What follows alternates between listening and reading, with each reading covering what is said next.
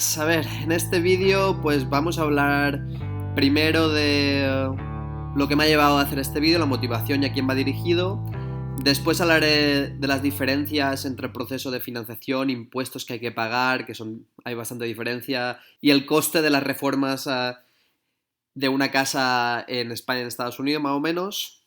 Y luego haré dos ejemplos prácticos, como si comprara una casa de un valor de 100.000 euros en España y una casa de un valor de 100.000 dólares en Estados Unidos. Bueno, vamos allá.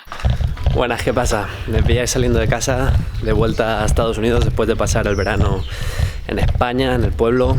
Se acaba la paella, se acaba la playa. Como muchos de vosotros sabéis, toca volver a la productividad.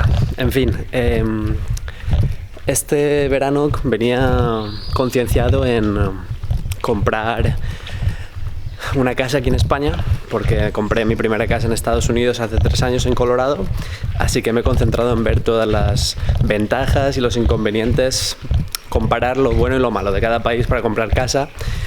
Para los que están en la misma situación que yo, ya que he visto que hay bastantes españoles que les gusta ver ambas posibilidades, ya que muchos de nosotros queremos volver.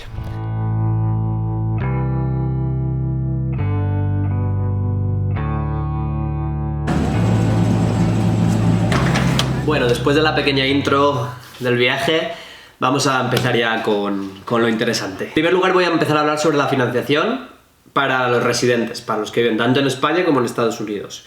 La principal diferencia es la flexibilidad que hay aquí en Estados Unidos a la hora de financiar. Hay muchas más posibilidades que en España. En España suelen exigir un 20%. Si tienes una buena relación con el banco, quizás consigas un 10%, pero generalmente es un 20%. En cambio, aquí en Estados Unidos puedes hacer lo mismo, un 20%, y tener unos gastos mensuales de hipoteca más bajos, pero también te dan la posibilidad de que financiar la operación del inmueble con un 3%. Si te metes con una de estas hipotecas, yo compré así mi casa en Denver, en la que entras con un 3%, tu pago va a ser más alto y aparte tienes lo llaman el mortgage insurance. Después, aparte de la financiación, hay que añadir los gastos de cierre, que están entre un 2 y un 5% aquí en Estados Unidos, y en España ahora ha pasado una ley hace poco, la aprobaron en junio de 2019, y tengo entendido que realmente ahora no tienes que pagar gastos de cierre, que los gastos notariales y todo eso va a cargo del banco, es el que tiene que cubrir esos gastos.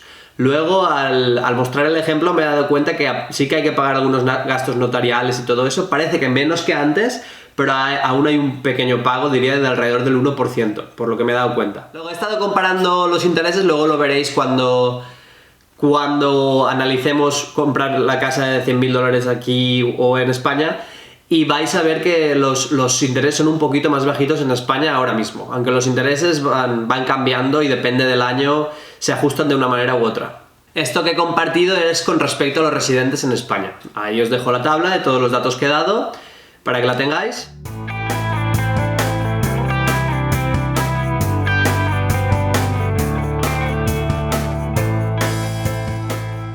Y ahora voy a pasar a dar los datos de si no eres residente en España, las condiciones que puedes encontrarte.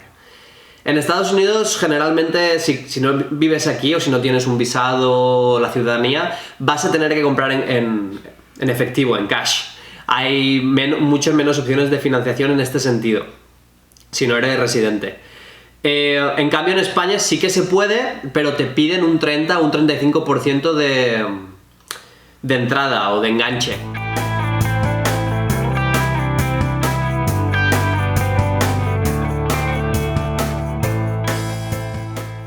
Una vez que hemos hablado sobre la financiación, vamos a pasar a enfocarnos en los impuestos. Cuando compré mi casa en Denver, en realidad no pagué muchos impuestos y por eso me sorprendió este año cuando iba a intentar comprar una casa en España, me sorprendió que había una diferencia importante. Aquí en Estados Unidos, generalmente, la mayoría de los estados no tienen impuestos a la hora de comprar. Algunos pueden llegar hasta un 3, pero la mayoría no tienen. En cambio, en España, si es una casa nueva, tienes que pagar un 10% de IVA del total del valor de la casa. Si la casa vale 100.000, tienes que pagar 10.000. O si es de segunda mano, entre un 6.5 y un 10%. Y en vez del IVA se paga el IETP, lo llaman. Entonces, es un gasto importante a tener en cuenta al comprar una casa en España. Ahora lo veremos después en el ejemplo práctico. Además, otros impuestos que hay que pagar son cada año hay que pagar el IBI, que dicen en España, los property taxes, que dicen aquí en Estados Unidos. En España va más o menos, déjenme ver, del 0.4% al 1.3%, y en Estados Unidos va de un 0.4 a un 2.2. Dependiendo del estado, aquí en Estados Unidos va entre estos parámetros que he dicho, y dependiendo de la región, en España también va dentro de estos parámetros.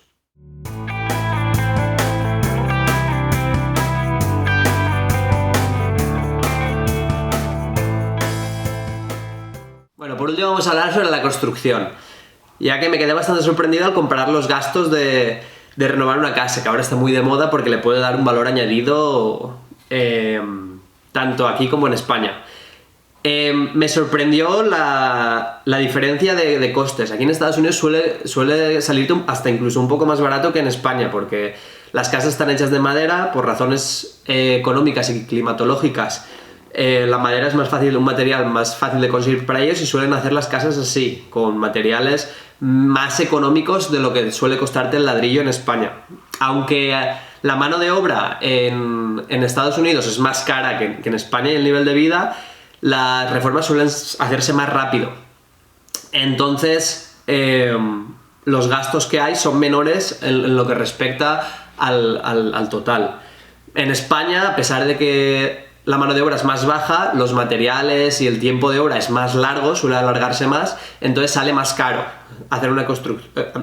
Depende de las reformas, pero a proporción suele estar equiparado o un poco más caro en España. Ahora pongo algunos ejemplos para que lo veáis, las diferencias de cómo son las casas por dentro con las estructuras que voy a poner.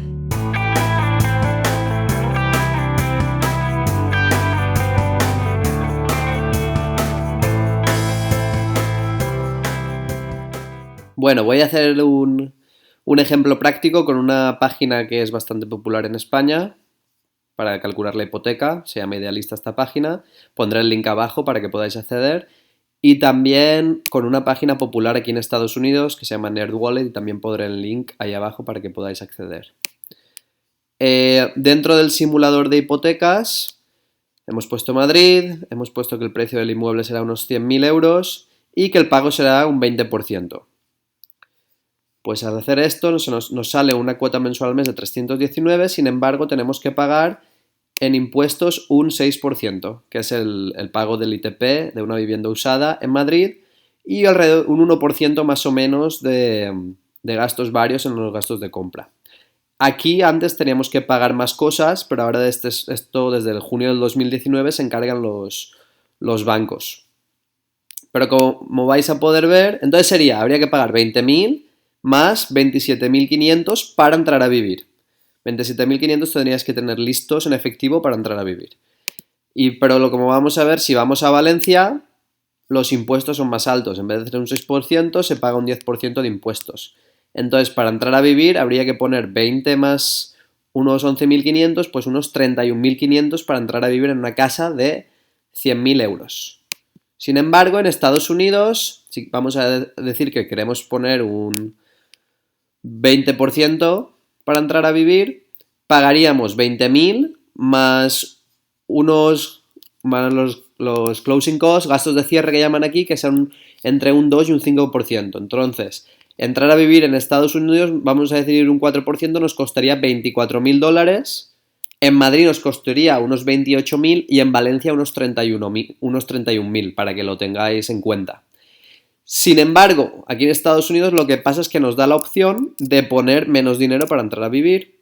Simplemente 3.500, un 4%, vamos a decir, vamos a poner 4.000, por si acaso.